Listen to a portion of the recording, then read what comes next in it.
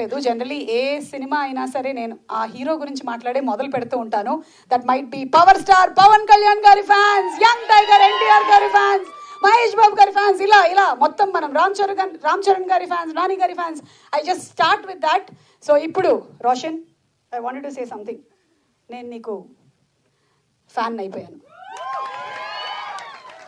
చాలా చాలా చాలా ఇంటెన్స్గా పర్ఫామ్ చేశారు. మా అబ్బాయి సినిమాల్లోకి వస్తున్నాడు అంటే ఫస్ట్ ఒక ఫియర్ ఉండింది. అరే జనరలీ అంటే he's not that big star kid ఏం కాదు, ఈజ్ ఓకే, ఒక యాంకర్ అండ్ రాజీవ్ గారి మా ఇద్దరి సన్. సో హౌ అదే వస్తుంది ఓకే సరే ఒప్పుకో.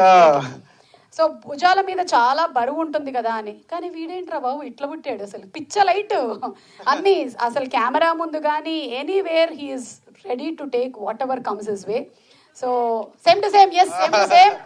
సో రోషన్ పర్ఫార్మెన్స్ ఇరగ తీసేసావు. నేను ఆల్రెడీ ప్రీ బుకింగ్ ఈవెంట్లో కూడా చెప్పాను, డెస్టినీలో ఏముందో ఎవరికి తెలియదు, కానీ వాట్ ఎవర్ మే కమ్, మీ actions whatever you are putting in effort, అది ఒక 2 రెట్లు 3 రెట్లు కాదు 100 రెట్లు వస్తాయి మీకు వెనక్కి. ఈరోజు చెప్తున్నాను, ఎందుకంటే బాలవాకు బ్రహ్మవాకు, నేను చెప్పినవన్నీ నిజమవుతూ ఉంటాయి.